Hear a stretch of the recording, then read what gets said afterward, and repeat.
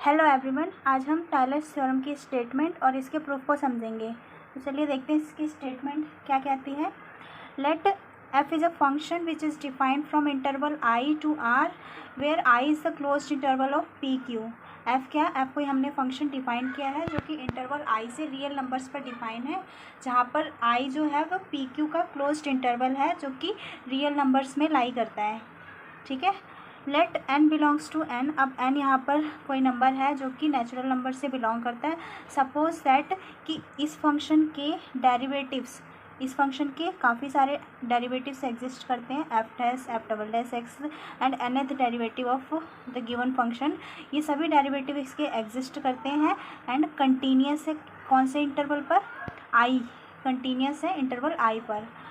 और सेकंड हमें क्या सपोज करना है कि एफ एन प्लस वन यह भी एग्जिस्ट करता है, यानी कि इस फंक्शन का n प्लस वनथ डेरिवेटिव भी एग्जिस्ट करता है और वह डेरिवेबल है ओपन इंटरवल ऑफ, मतलब हम उसको डिफरेंशिएबल कह सकते हैं, वह डिफरेंशिएबल है open interval of P Q पर।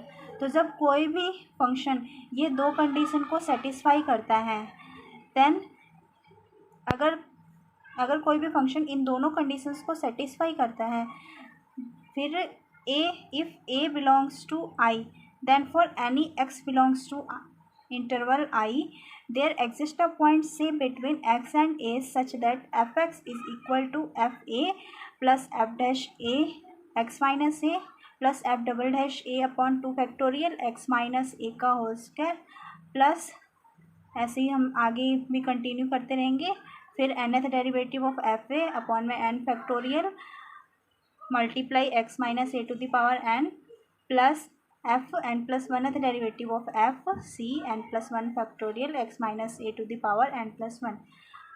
तो अगर कोई फंक्शन ये दो कंडीशंस को फॉलो करता है और वहाँ पर एक कोई रियल नंबर, कोई नंबर a है जो कि इंटरवल i से बिलोंग करता है, तो वहाँ पर किसी x belongs to interval i एक ऐसा पॉइंट c एग्जिस्ट करेगा जो कि कहाँ पर होगा, x और a के बीच में एग्जिस्ट करेगा, सच दैट कि ये जो इक्वेशन है ये फॉलो हो जाए। ठीक है, ये इक्वेशन वहाँ पर सेटिस्फाई होगी। अब हम इसके प्रूफ को समझते हैं। तो इसका प्रूफ क्या है। Proof, let j be the interval with endpoint x and a such that j is equal to a interval, closed interval of a and x। अब हमने क्या सपोज किया है कि j को हम एक इंटरवल सपोज कर लेते हैं जो कि जिनके एंड पॉइंट्स है x एंड a, जहाँ पर जो x है वह ग्रेटर देन a है। अब हमने ये सिचुएशन क्यों अज्यूम करी है, क्योंकि हमें पता है कि जो इंटरवल्स होते हैं उसमें हम पहले यहाँ पर छोटा नंबर आएगा और यहाँ पर बड़ा नंबर आएगा, यानी कि जिस तरीके से हम एक रियल नंबर लाइन पर शो करते हैं, तो यहाँ स्मॉल नंबर किस साइड होता है, लेफ्ट हैंड साइड, और जो बिगेस्ट नंबर होता है वह राइट हैंड साइड पर एग्जिस्ट करता है। इसीलिए हमने सपोज किया है कि यहाँ पर जो x है वह ग्रेटर देन a है, तो हमारा जो इंटरवल क्या बनेगा, a x का क्लोज्ड इंटरवल बनेगा, जिसे हम j से डिनोट कर रहे हैं यहाँ पे। ठीक है। अब let us suppose we define a function f। अब हमने यहाँ पर कोई फंक्शन f डिफाइन किया है जिसे हम कैपिटल F से शो करेंगे, जो कि j इंटरवल से रियल नंबर्स पर डिफाइन है।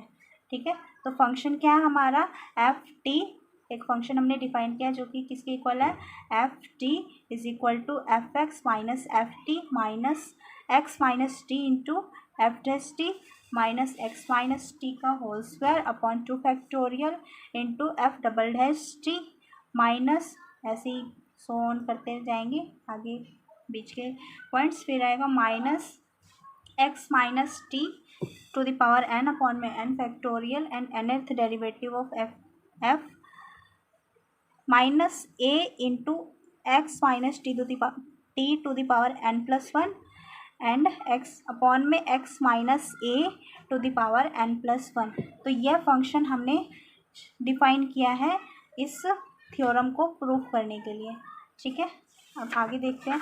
अब क्योंकि यहाँ पर जो a है, ये जो a है यह कांस्टेंट है, तो इसकी वैल्यू हम कैसे निकालेंगे, इसकी वैल्यू हम एफ एक्स को एफ ए के इक्वल रख कर निकालेंगे। हम एज्यूम करेंगे कि जो वैल्यू एफ एक्स की है वह एफ ए की इक्वल है।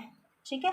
तो यहाँ पर जो हमने फंक्शन अज्यूम किया था, यहाँ से हम एफ एक्स की वैल्यू कैलकुलेट करेंगे तो क्या आएगा, ये एफ एक्स माइनस, यहाँ पर अगर हम पुट करें ये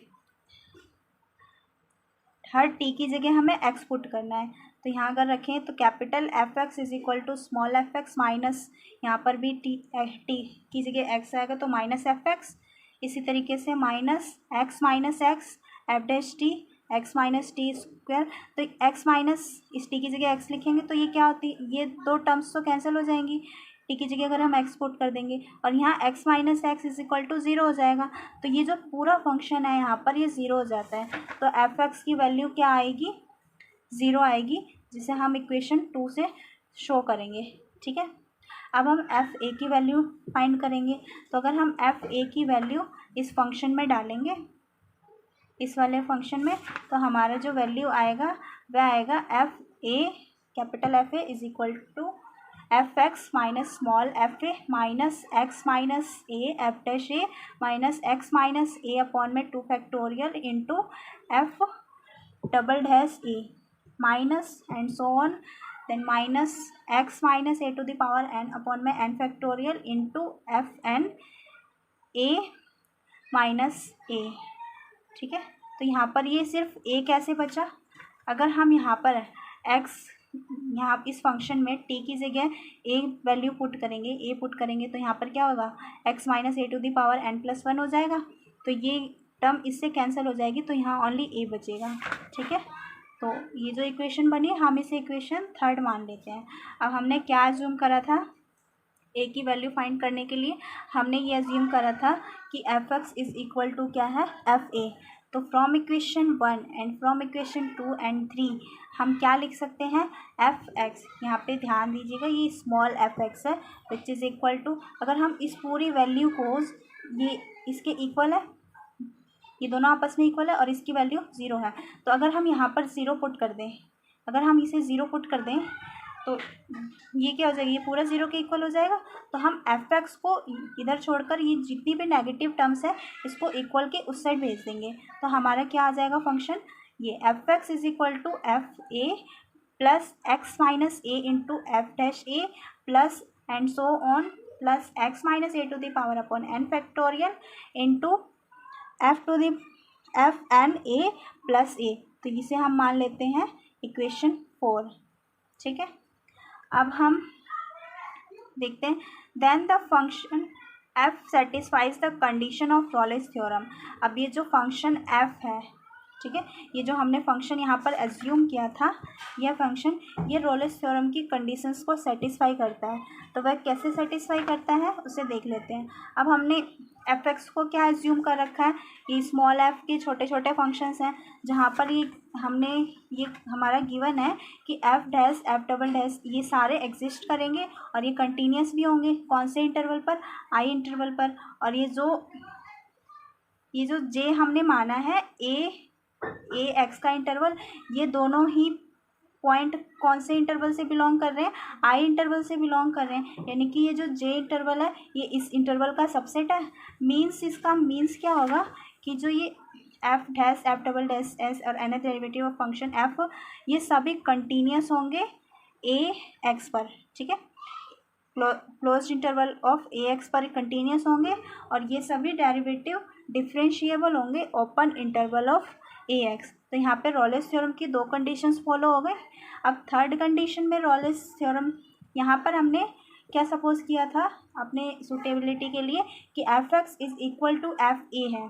ठीक है, तो हमने ये यहाँ पर सपोज किया था, जो कि ये हमारी थर्ड कंडीशन हो गई। तो यहाँ पर ये जो फंक्शन एफ है ये तीनों कंडीशंस को फॉलो कर रहा है। Hence function f satisfies all the conditions of Rolle's theorem.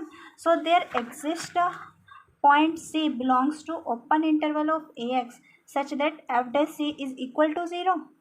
तो यहाँ इस इंटरवल में, ओपन इंटरवल ऑफ ax में एक पॉइंट ऐसा c लाई करेगा जहाँ पर अगर हम इस फंक्शन का डेरिवेटिव करेंगे, इस फंक्शन को डिफ्रेंशिएट करेंगे, तो वहाँ पर इस फंक्शन की वैल्यू क्या आएगी, 0 के इक्वल आएगी। ठीक है, इतना हो गया। अब हमें क्या करना है, इस फंक्शन इस एफ डैश सी की वैल्यू कैलकुलेट करनी है। मतलब हमें इस फंक्शन का इस फंक्शन का डेरिवेटिव निकालना है, ठीक है। तो हम क्या करेंगे, इसका डेरिवेटिव करेंगे विद रिस्पेक्ट टू टी। तो अगर हम इसको डिफ्रेंशिएट करेंगे तो इसका क्या आएगा, F dash T which equal to, अभी हम किसके रिस्पेक्ट में डेरिवेटिव कर रहे हैं, टी के रिस्पेक्ट में। तो टी को छोड़ के हम बाकी सभी चीज़ों को constant as a constant assume करेंगे। तो यहाँ पर एफ एक्स क्या हो गया, एक कांस्टेंट हो गया। तो इसका अगर डिफ्रेंशिएट करेंगे तो इसकी वैल्यू क्या आएगी, 0 के इक्वल, ठीक है। इसी तरीके से आगे डिफ्रेंशिएट करते हैं, minus F dash T minus, इसको अगर हम डिफ्रेंशिएट रखेंगे, एक बार इसका डिफ्रेंशिएशन करेंगे इसको कांस्टेंट रखकर, एक बार इसको डिफ्रेंशिएट करेंगे इसे कांस्टेंट रखकर। तो इसकी वैल्यू क्या आएगी, अगर हम इसे डिफ्रेंशिएट करेंगे तो F dash C is equal to minus F dash C minus, यहाँ ब्रैकेट लगाएंगे, X minus C into F double dash C minus में एफ डैश सी। अब ये माइनस साइन कहाँ से आ गया, तो जब हम इसको कांस्टेंट रखकर इसको डिफ्रेंशिएट करेंगे तो यहाँ पर टी नेगेटिव में है, इसीलिए यहाँ पर हमने ये माइनस का साइन लगाया है, ये ठीक है। इसी तरीके से आगे डिफ्रेंशिएट करेंगे तो ये क्या आएगा, एफ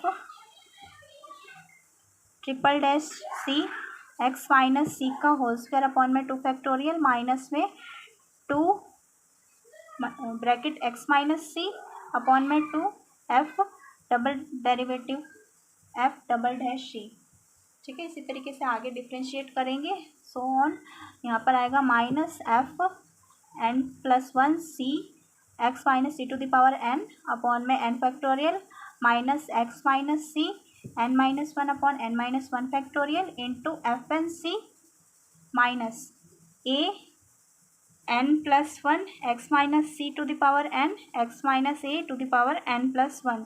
इस तरीके से हम डिफ्रेंशिएट करेंगे तो हमारा ये पूरा इक्वेशन बनेगा। और अगर हम यहाँ पर नोटिस करें तो ये एफ डैश सी इससे कैंसिल हो जाएगा, ये माइनस माइनस प्लस हो जाएगा, तो ये एफ डैश सी इससे कैंसिल हो जाएगा।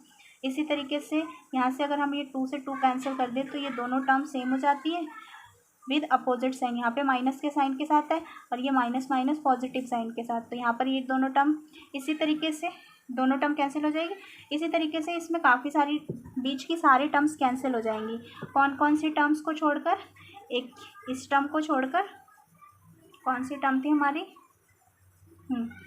एक ये टर्म छोड़कर और एक ये टर्म छोड़कर सारी टर्म्स कैंसिल हो जाएंगी, ठीक है। तो अब हम क्या लिखेंगे, F dash C is equal to minus X minus C to the power N upon में N factorial F N plus 1 C plus A N plus 1 into X minus C to the power N upon में X minus A to the power N plus 1। अब हमें पता था जो हमारा जो F dash सी था वो किसके इक्वल था, 0 के इक्वल, ठीक है। तो इसे हम 0 के इक्वल पुट कर देंगे तो ये पूरा माइनस में था, उधर जाकर प्लस में हो जाएगा अगर इक्वल टू के उस साइड भेजेंगे, ठीक है। तो यहाँ से अगर हम इसको पूरा सॉल्व करते हैं तो हमारी ए की वैल्यू क्या आती है, A is equal to F N plus 1 C upon में N plus 1 factorial into X minus A to the power N plus 1। इसे हम एज्यूम कर लेते हैं ये हमारी 5th इक्वेशन है, ठीक है। अब हमें क्या करना है, इस ए की वैल्यू को इक्वेशन 4 में पुट करना है। यहाँ पे जो इक्वेशन 4 हमने बनाई थी यहाँ पर ए की वैल्यू को पुट करना है, ठीक है। तो अगर हम यहाँ पर ए की वैल्यू पुट कर देंगे तो ये इक्वेशन वही इक्वेशन हो जाएगी जिसे हमें प्रूफ करना था, ठीक है। ये एज इट इज़ ये इक्वेशन आ गई जिसे हम प्रूफ करना चाह रहे थे, ठीक है। Hence proved.